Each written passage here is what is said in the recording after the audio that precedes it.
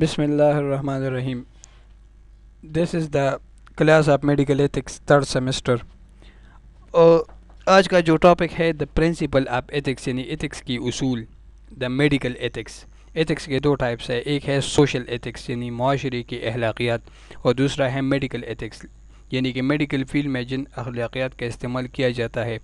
इसके प्रिंसिपल में पायो टॉपिक्स है ट्रुथफुलनेस एंड कॉन्फिडेंशियल. ट्रुथफुलनेस का मतलब सच्चाई बयान करना एंड कॉन्फिडेंशियल का मतलब राज में रखना.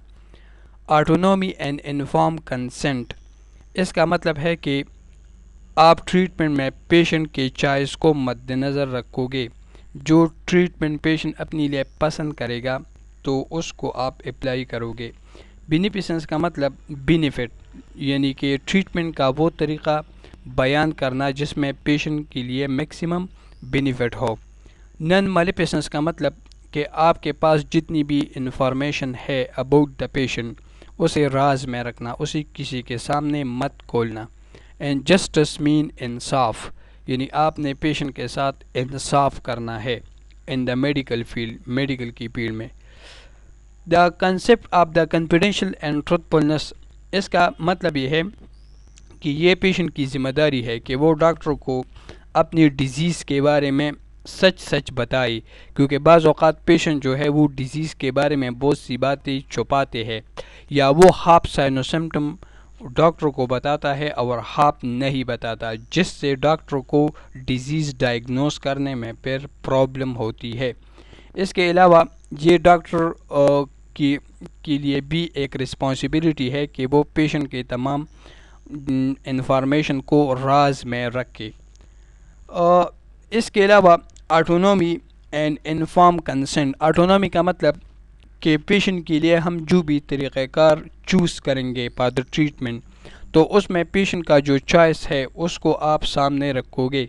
फॉर एग्ज़ाम्पल एक इंसान की किडनी में स्टोन है तो इसके लिए दो तरह के ट्रीटमेंट हो सकते हैं, एक है लेज़र थेरेपी और दूसरा है सर्जरी.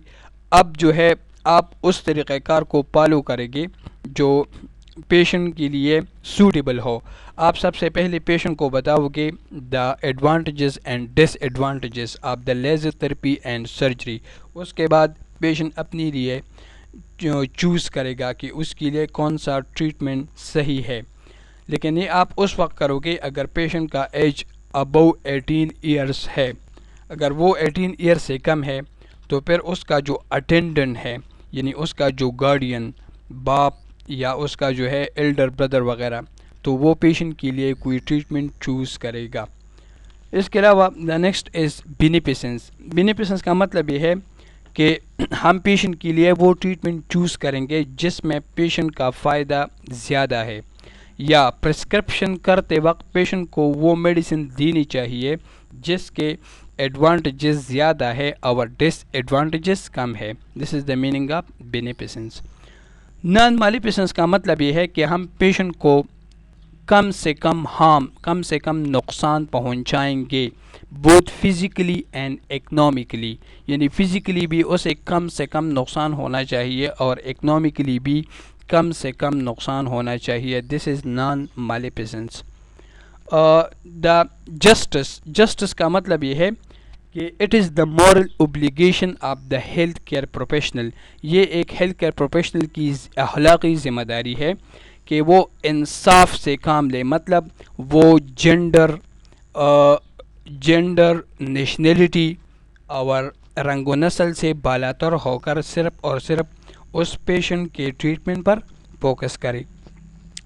प्रेस्क्रिप्शन का मतलब ये है कि डॉक्टर आपके लिए जो मेडिसिन तजवीज़ करता है कि आपने कौन सी मेडिसिन कब और कितने टाइम के लिए यूज़ करना है, इसको मेडिकल लैंग्वेज में प्रेस्क्रिप्शन कहा जाता है.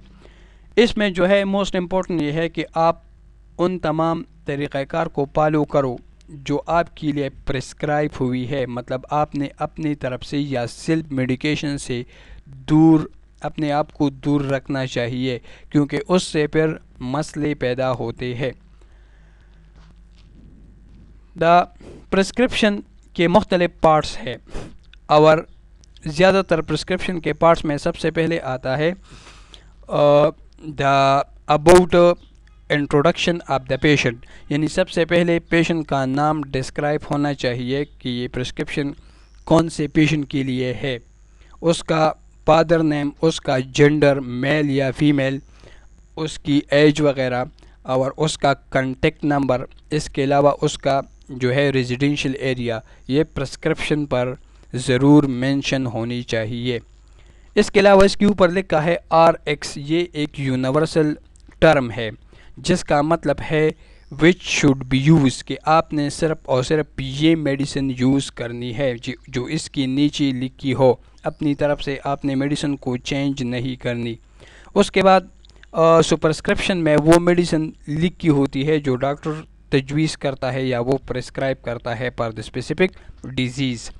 اس کے علاوہ نیچے جو ہے ڈاکٹر کا سائن ضرور ہونا چاہیے۔ اس کے علاوہ اس پیشنٹ کو اگر لیب ٹیسٹ وغیرہ کی ضرورت ہو وہ بھی اس میں ضرور ہونی چاہیے۔ اس کے علاوہ نیکسٹ وزٹ کب کرنا ہے، یعنی پیشنٹ نے دوبارہ کب کلینک آنا ہے، یہ بھی اس کے نیچے لکھا ہوگا۔ اور اس کے علاوہ اس پرسکرپشن کی ایک کاپی ہاسپٹل والوں کے پاس ہونی چاہیے، کیونکہ اگر پیشنٹ سے یہ پرسکرپشن وغیرہ گم ہو جائے تو ان کنڈیشن میں پھر آپ پیشنٹ کو دوبارہ اس پرسکرپشن کی ایک کاپی دے سکتے ہو۔ پرسکرپشن ٹائپس موسٹلی اگر ہم دیکھیں تو پرسکرپشن کی 3 ٹائپس ہے۔ The first type is اوپیائڈ۔ اوپیائڈ کا مطلب وہ میڈیسن جو کہ مارپین ڈیریویٹو ہے، جیسا کہ نیلگزون، نیلٹرگزون اور ٹرامال، ٹراماڈال وغیرہ، یہ اوپیائڈ انالجیسک ہے، تو یہ موسٹلی پرسکرائب ہوتے ہیں ان لوگوں کے لیے جس کو آرتھوپیڈک وغیرہ یا بون فریکچر کا مسئلہ ہو یا جس کو سیویئر پین ہو، تو اس میں اوپیائڈ انالجیسک پرسکرائب ہوتی ہے۔ The second mostly prescribe drug is CNS depressant, یعنی وہ میڈیسن جو کہ CNS کو ڈپریس کرتے ہیں۔ اس کا فارماکولوجیکل نیم ہے بینزوڈائزیپین، جس میں انکلوڈ ہے الپرازولام اور یہ لورازیفام کی میڈیسن۔ یہ CNS کو ڈپریس کر کے انسان کو سیڈیشن کی طرف لے آتی ہے، تو سرجری سے پہلی اوپیائڈ دی جاتی ہے اور سرجری کے بعد پھر CNS ڈپریسنٹ میڈیسن، تاکہ پیشنٹ کو میکسیمم آرام مل سکے۔ The third most common type of prescription is CNS stimulant۔ یہ وہ میڈیسن ہے جو CNS کو سٹیمولیٹ کرتی ہے، اس میں ایمپیٹامین وغیرہ کی میڈیسن انکلوڈڈ ہے۔ اس لیکچر کے متعلق اگر کوئی کویشچن ہو تو آپ کمنٹ میں کر سکتے ہو۔ Good luck.